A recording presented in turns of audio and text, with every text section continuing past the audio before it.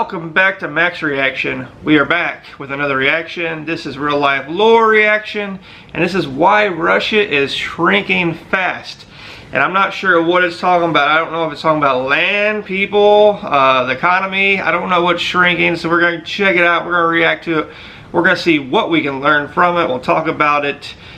Just join us in our reaction. Hopefully you have a good time. Let's react together. RealLifeLore. Russia is huge. Massive. It spans through Biggest. 11 different time zones across 2 different continents. And 11 time zones. 1/8 of all the land on Earth. That's crazy. Despite all of this though, Russia has a critical problem. 1/8. Russia is shrinking. It's not shrinking in land. Russia has plenty of that. Yeah. Instead, Russia's shrinking problem is with her population, which has been nearly continuously going down for nearly 30 years now.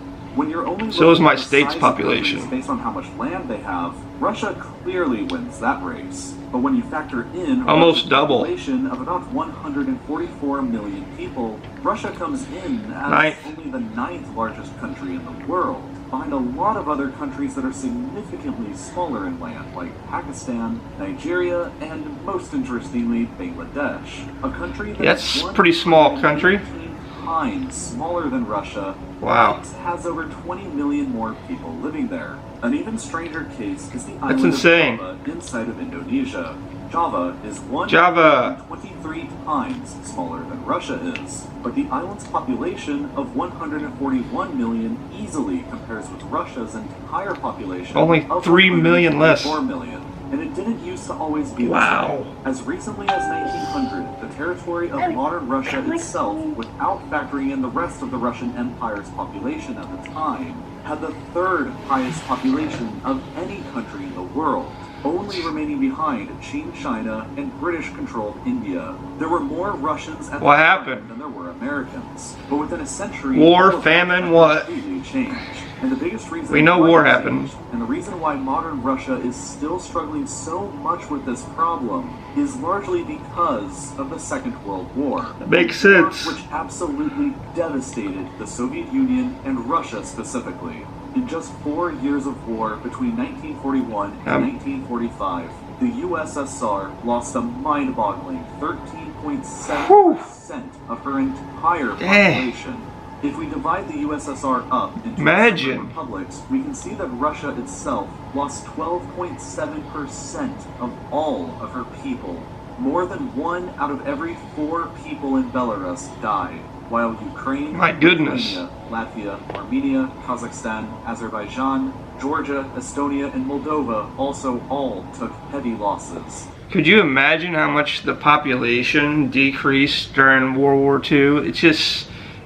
It's scary. It's sad. And for what, you know?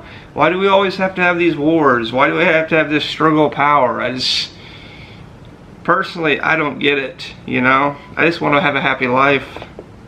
Along with other Eastern European countries like Poland, the fact of the matter is Eastern Europe in general took a massive population hit in only 4 years. And the scars that war left upon society here can still be felt today.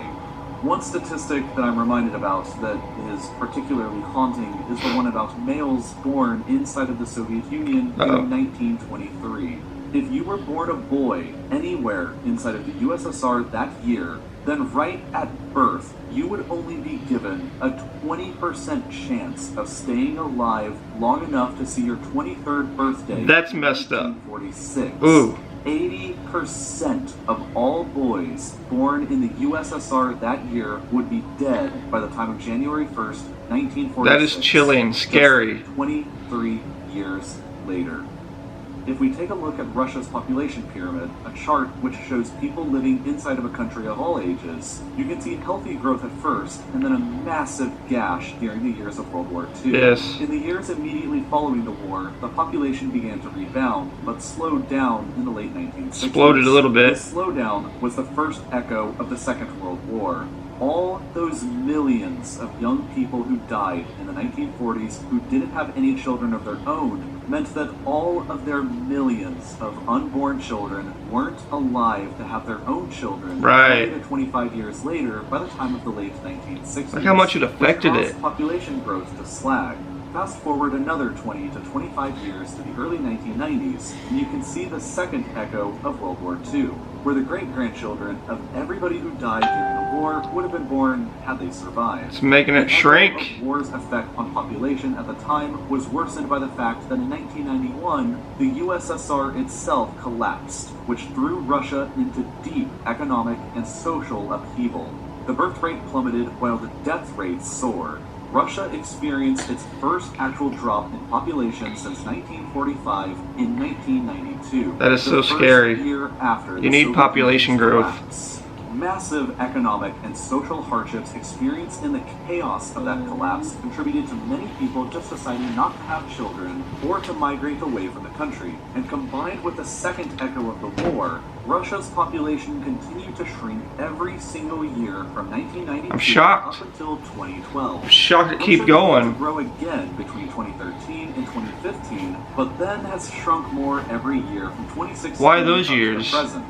Some of this modern shrinkage can be attributed to the Second World War's third echo on Russian society, which is happening right now. The great-great-grandchildren, the people who died without children in the war, would normally be getting born right now. Right. And since that's obviously not happening, it's having a marked effect. But there are other factors. It's gotta change around. Another is that Russia is currently experiencing more economic hardships. In 2014, Russia annexed the Crimean Peninsula, a move which added over 2 million people to Russia's population pool, and which still wasn't enough to boost Russia's population back to the level seen in 1991. That's just adding them. Sanctions passed Boom. against Russia by several countries around the world as a consequence of this annexation.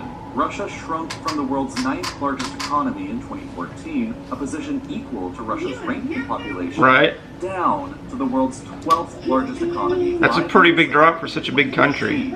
With India, Canada, and South Korea overtaking her. Another problem that hasn't been mentioned yet, and that certainly plays a factor, is Russia's geography and the fact that most of it is pretty inhospitable. Useless In modern land. times, 77% of Russia's entire population, or 110 million people, live inside just the European part of Russia, where the temperatures are more mild.